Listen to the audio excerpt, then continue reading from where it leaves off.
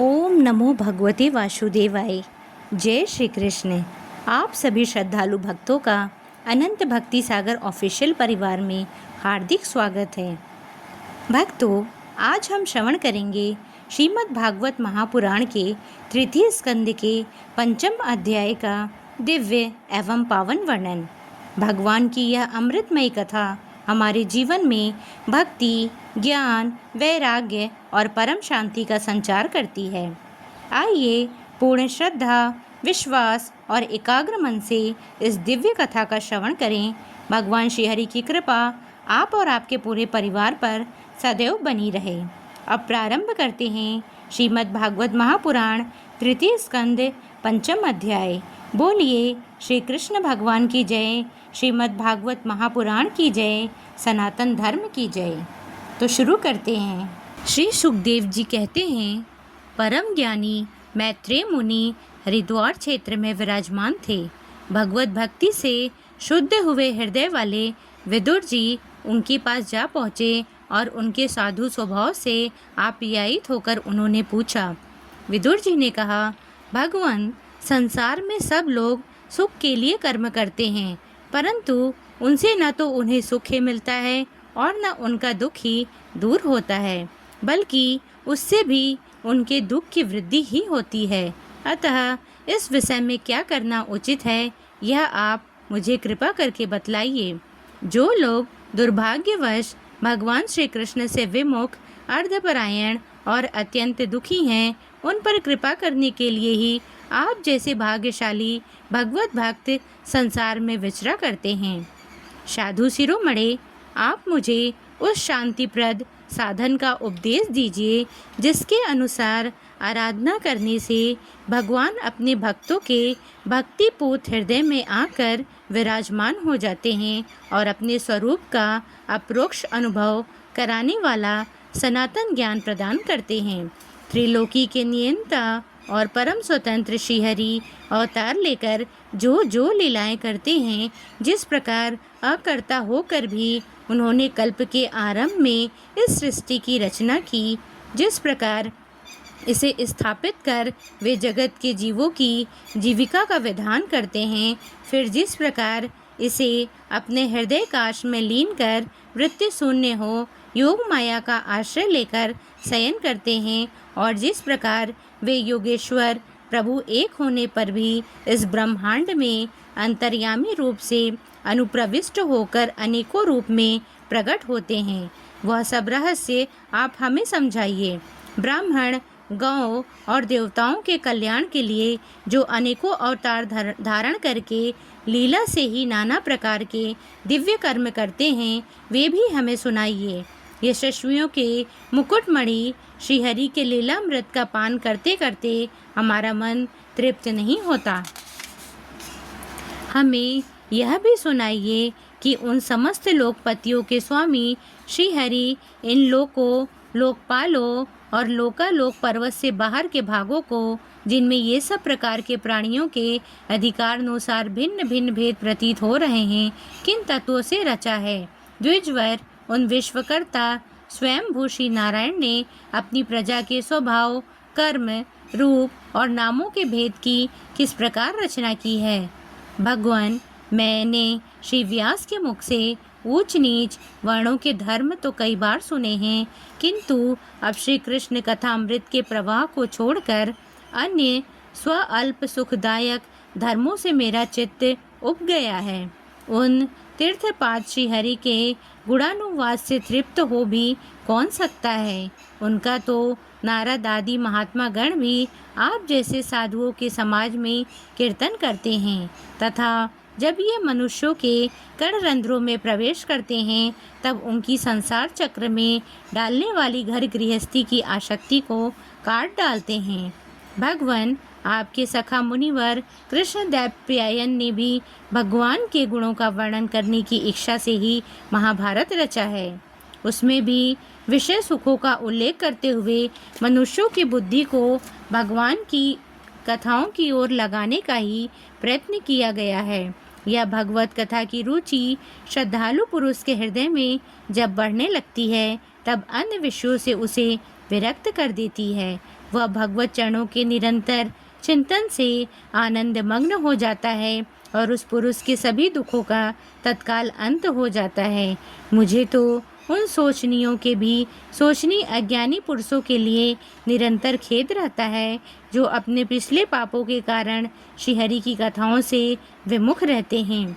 हाय, काल भगवान उनके अमूल्य जीवन को काट रहे हैं और वे वाणी, देह और मन से व्यर्थ वाद विवाद, व्यर्थ चेष्टा और व्यर्थ चिंतन में लगे रहते हैं। मैत्रेय जी, आप दिनों पर कृपा करने वाले हैं, अतः भौरा जैसे फूलों में से रस निकाल लेता है, उसी प्रकार इन लौकिक कथाओं में से इनकी सारभूता परम कल्याणकारी पवित्र कीर्ति श्रीहरि की कथाएं छांटकर हमारे कल्याण के लिए सुनाइए। उन सर्वेश्वर ने संसार की उत्पत्ति, स्थिति और संहार करने के लिए अपनी माया शक्ति को स्वीकार कर रामकृष्ण आदि अवतारों के द्वारा जो अनेकों अलौकिक लीलाएं की हैं, वे सब मुझे सुनाइए। श्री सुखदेव जी कहते हैं, जब विदुर जी ने जीवों के कल्याण के लिए इस प्रकार प्रश्न किया, तब तो मुनि श्रेष्ठ भगवान मैत्रेय जी ने उनकी बहुत बड़ाई करते हुए यो कहा। श्री मैत्रेय जी बोले, साधु स्वभाव विदुर जी, आपने सब जीवों पर अत्यंत अनुग्रह करके यह बड़ी अच्छी बात पूछी है। आपका चित्त तो सर्वदा श्री भगवान में ही लगा रहता है, तथापि इसमें संसार में भी आपका बहुत सुयश फैलेगा। आप श्री व्यास जी के औरस पुत्र हैं, इसलिए आपके लिए यह कोई बड़ी बात नहीं है कि आप अनन्य भाव से सर्वेश्वर श्री हरि के ही आश्रित हो गए हैं। आप प्रजा को दंड देने वाले भगवान यम ही हैं। मांडव्य ऋषि का श्राप होने के कारण ही आपने श्री व्यास जी के वीर से उनके भाई विचित्र वीर की भोग पत्नी दासी के गर्भ से जन्म लिया है। आप सर्वदा ही श्री भगवान और उनके भक्तों को अत्यंत ही प्रिय हैं। इसलिए भगवान निज धाम पधारते समय मुझे आपको ज्ञान उपदेश करने की आज्ञा दे गए हैं। इसलिए अब मैं जगत की उत्पत्ति, स्थिति और लय के लिए योग माया के द्वारा विस्तारित हुई भगवान की विभिन्न लीलाओं का क्रमशः वर्णन करता हूँ। सृष्टि रचना के पूर्व समस्त आत्माओं की आत्मा एक पूर्ण परमात्मा ही थे, न दृष्टा था न दृश्य।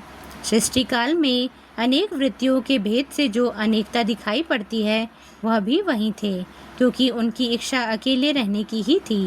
वे ही दृष्टा होकर देखने लगे, परंतु उन्हें दृश्य दिखाई नहीं पड़ा, क्योंकि उस समय वे ही अद्वितीय रूप से प्रकाशित हो रहे थे। ऐसी अवस्था में वे अपने को असत के समान समझने लगे। वस्तुतः वे असत नहीं थे, क्योंकि उनकी शक्तियाँ ही सोई थीं, उनके ज्ञान का लोप नहीं हुआ था। यह दृष्टा और दृश्य का अनुसंधान करने वाली शक्ति ही कार्य कारण रूपा माया है। महाभाग विदुर जी, इस भावा भाव रूप अनिर्वचनीय माया के द्वारा ही भगवान ने इस विश्व का निर्माण किया है। काल शक्ति से जब ये त्रिगुणमयी माया छोप को प्राप्त हुई, तब उन इंद्रियातीत चिन्मय परमात्मा ने अपने अंश पुरुष रूप से उसमें चिदाभास रूप बीज स्थापित किया। तब काल की प्रेरणा से उस अव्यक्त माया से महत्व प्रकट हुआ। वह मिथ्या अज्ञान का नाशक होने के कारण विज्ञान स्वरूप और अपने में सूक्ष्म स्वरूप से स्थित प्रपंच की अभिव्यक्ति करने वाला था।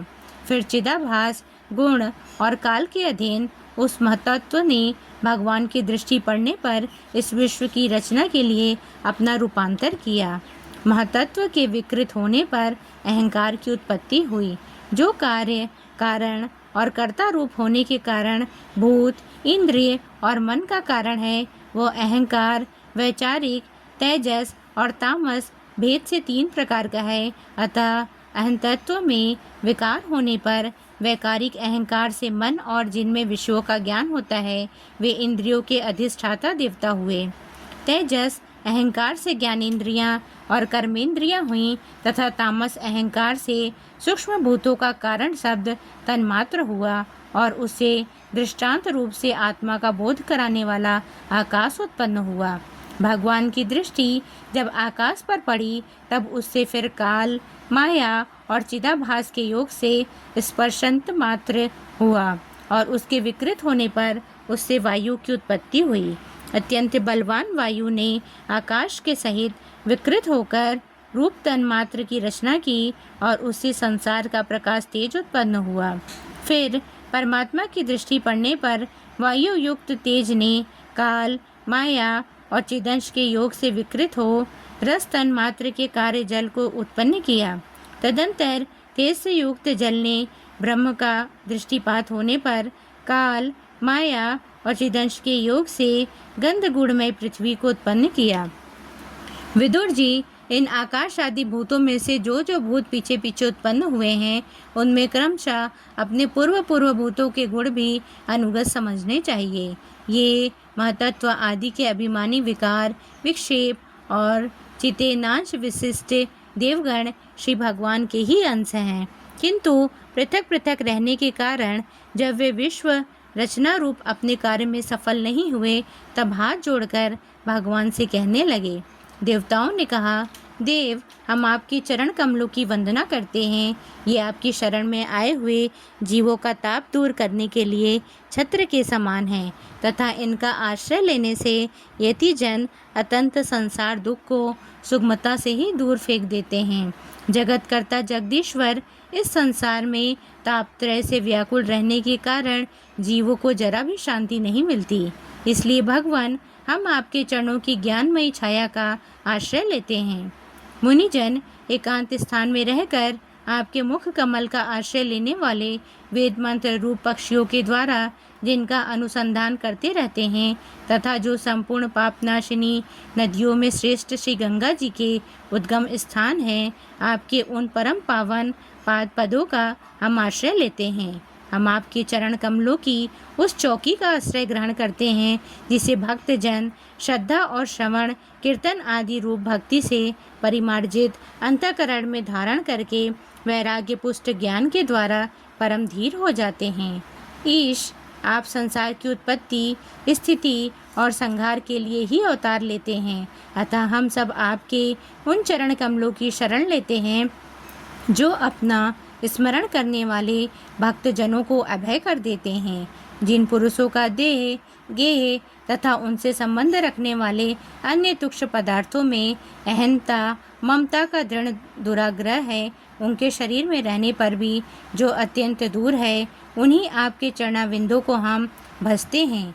परम यशस्वी परमेश्वर इंद्रियों के विषय विमुख रहने के कारण जिनका मन सर्वदा बाहर ही भटका करता है, वे पामर लोग आपके विलासपूर्ण पाद विन्यास की शोभा के विशेषज्ञ भक्त जनों का दर्शन नहीं कर पाते।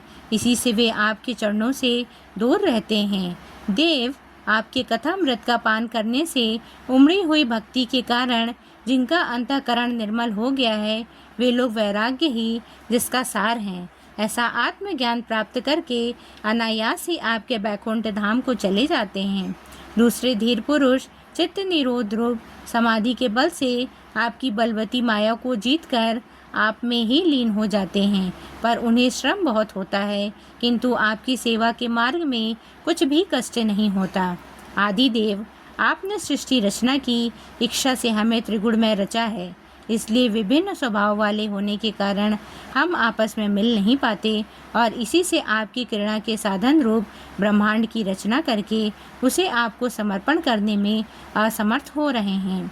अतः जन्म रहित भगवान, जिससे हम ब्रह्मांड रचकर आपको सब प्रकार के भोग समय पर समर्पण कर सकें और जहाँ स्थित होकर हम भी अपनी योग्यता के अनुसार अन्न ग्रहण कर सकें तथा ये सब जीव भी सब प्रकार की विघ्न बाधाओं से दूर रहकर हम और आप दोनों को भोग समर्पण करते हुए अपना अपना अन्न भक्षण कर सकें, ऐसा कोई उपाय कीजिए। आप निर्विकार पुराण पुरुष ही अन्य कार्य वर्ग के सहित हम देवताओं के आदि कारण हैं। देव, पहले आप अजन्माही ने सत्वादि गुण और जन्म आदि कर्मों की कारण रूपा माया शक्ति से चिदाभास रूप वीर्य स्थापित किया था। परमात्मा देव महतत्वादि रूप हम देवगण जिस कार्य के लिए उत्पन्न हुए हैं उसके संबंध में हम क्या करें। देव, हम पर आप ही अनुग्रह करने वाले हैं, इसलिए ब्रह्मांड रचना के लिए आप हमें क्रिया शक्ति के सहित अपनी ज्ञान शक्ति भी प्रदान कीजिए। इति श्रीमद्भागवते महापुराणे पारमहंस्यां संहितायां तृतीय स्कंधे पंचमो अध्याय। भक्तों, अब हम श्रीमद् भागवत की आरती करेंगे। आरती अति पावन पुराण की, धर्म भक्ति विज्ञान खान की। महापुराण भागवत निर्मल, सुख मुख विगलित निगम कल्प फल। परमानंद सुधा रसमय कल, लीला आरती रस निधान की। आरती अति पावन पुराण की, कलिमल मथ नित्रताप निवारिणी। जन्म मृत्यु में भव भय हारिणी, सेवत सतत सकल सुखकारिणी। सुमा औषधि हरिचरित गान की। आरती अति पावन पुराण की, विषय विलास विमोह विनाशिनी। विमल विराग विवेक विकासिनी, भगवत तत्व रहस्य प्रकाशिनी। परम ज्योति परमात्म ज्ञान की। आरती अति पावन पुराण की, परमहंस मुनि मन उल्लासिनी। रसिक हृदय रस रास विलासिनी, भुक्ति मुक्ति रति प्रेम सुदासिनी। कथा अकिंचन प्रिय सुजान की। आरती अति पावन पुराण की, धर्म भक्ति विज्ञान खान की। इसी के साथ श्रीमद् भागवत महापुराण तृतीय स्कंद के पंचम अध्याय का पावन श्रवण यहीं पूर्ण होता है। यदि इस कथा के वाचन में मुझसे किसी भी प्रकार की उच्चारण, भाषा या भाव संबंधी कोई त्रुटि हुई हो तो कृपया मुझे अपना सेवक समझकर क्षमा करें। मेरा एकमात्र उद्देश्य श्रीमद् भागवत महापुराण के अमृतमय वचनों को घर घर तक पहुंचाना और अधिक से अधिक लोगों को भगवान श्री हरि की भक्ति से जोड़ना है। यदि इस कथा से आपको आध्यात्मिक प्रेरणा और शांति मिली हो तो कृपया इसे अपने परिवार, मित्रों और सभी श्रद्धालु भक्तों के साथ अवश्य साझा करें, ताकि भगवान के दिव्य संदेश अधिक से अधिक लोगों तक पहुंच सके। यदि आप पहली बार हमारे चैनल पर आए हैं तो कृपया अनंत भक्ति सागर ऑफिशियल को लाइक करें, चैनल को सब्सक्राइब करें और बेल आइकन को भी दबाएं, ताकि श्रीमद् भागवत महापुराण, व्रत कथाओं और अन्य सनातन धर्म से जुड़े दिव्य वीडियो सबसे पहले आप तक पहुंचते रहे। अंत में आइए प्रेम से बोलें, ओम नमो भगवते वासुदेवाय। श्रीमद् भागवत महापुराण की जय, भगवान श्री कृष्ण चंद्र की जय, सनातन धर्म की जय। आप सभी पर भगवान श्री हरि की कृपा सदा बनी रहे। राधे राधे, जय श्री कृष्ण।